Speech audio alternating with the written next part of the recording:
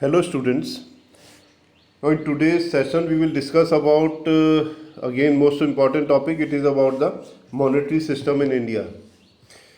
Monetary system in India basically means कि India के अंदर जो मॉनेटरी सिस्टम है, जो मनी की सप्लाई है, चाहे वो पेपर करेंसी नोट्स हैं, चाहे वो करेंसी कॉइन्स हैं, इनको कौन बनाता है, इनको कौन सर्कुलेट करता है इंडियन इकनॉमी के अंदर, इंडिया की हम बात कर रहे हैं तो इंडिया के अंदर जो इन करेंसी नोट्स को कौन बनाता है, कौन सप्लाई करता है। इसी तरह से जितने भी करेंसी कॉइन्स हैं 1 रुपी 2 रुपी 5 रुपीज़ और 10 रुपीज़ के जो कॉइन्स हैं इनको कौन बनाता है और इनको जो कौन सर्कुलेट करता है और इनको जो कौन पब्लिश करता है।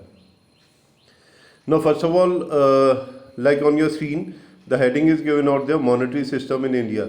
Now in this monetary system in India, India is a system in which the monetary system which is followed, it is termed as a paper currency standard. Paper currency standard का मतलब यहाँ पर ये होता है कि जो पेपर करेंसी जो है वो मोस्ट कॉमनली फॉलो करी जाती है इंडिया के अंदर। अब पेपर करेंसी के अंदर क्या क्या चीज़ें आती हैं, इसके अंदर जितने भी कॉइन्स हैं वो आ जाते हैं और जितने भी करेंसी नोट्स हैं जो पेपर के बने होते हैं वो सारी चीज़ें इंक्लूड करी जाती हैं पेपर करेंसी के अंदर। उसके बाद एक और नोट से रिलेटेड मैंने आपको पिक्चर भेज रखी है।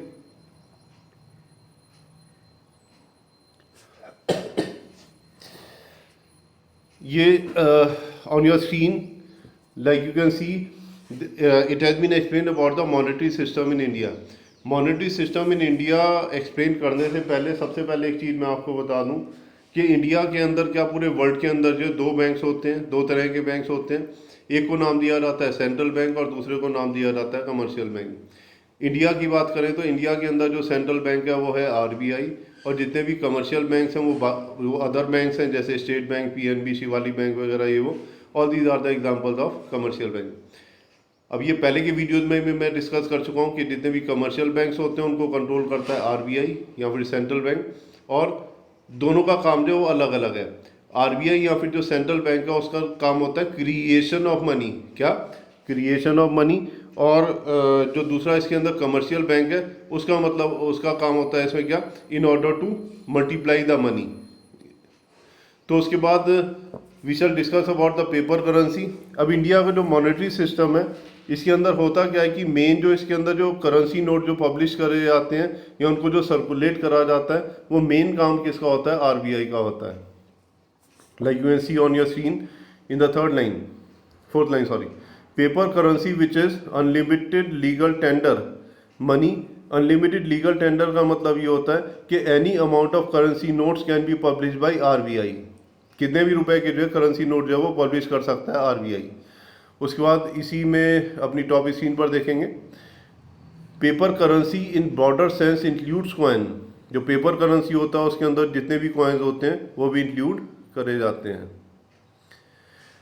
उसके बाद on your screen first 2 lines, paper currency standard is also known as managed currency standard. Managed currency standard का मतलब यहाँ पर क्या होता है, ये छोटी छोटी टर्म्स हैं जो आपके दिमाग में क्लियर होनी चाहिए। मैनेज्ड करेंसी स्टैंडर्ड का बेसिकली मतलब ये होता है कि this publication of the currency notes as well as the manufacturing of the coin it is totally manage by the RBI। ये RBI ही डिसाइड करता है कि कितने करेंसी नोट्स पब्लिश करने हैं, उनको मार्केट में सर्कुलेट करना है, या कितने कॉइन्स बनाने हैं और उसको मार्केट में सर्कुलेट करना है। तो ये सारा का सारा जो मैनेजमेंट और जो कंट्रोल होता है वो होता है RBI के पास। अब देखिए on your screen top line, RBI issues all currency notes except 1 rupee note and coins. अब इस लाइन का मतलब यहाँ पर क्या बताया जाता है, इस लाइन का मतलब यहाँ पर ये होता है, ध्यान से सुनेंगे इसमें, कि ऑल द करेंसी नोट्स, जितने भी करेंसी नोट जो कागज़ के बने होते हैं, जो पेपर के बने होते हैं, वो इंडिया के अंदर कौन बनाता है, RBI बनाता है।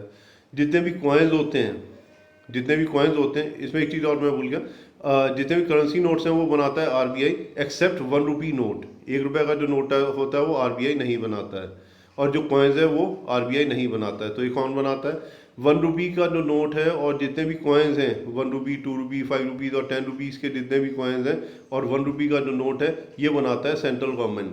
सेंट्रल गवर्नमेंट बोले तो आजकल जैसे मोदी की गवर्नमेंट है तो सेंट्रल गवर्नमेंट जो बनाती है इसमें सारे के सारे इसमें 1 रुपी के नोट्स, और साथ के साथ इसमें बनाती है क्या, जितने भी कॉइन्स हैं वो। लेकिन बाकी के जितने भी करेंसी नोट्स होते हैं, all these currency notes are published by the reserve bank of India.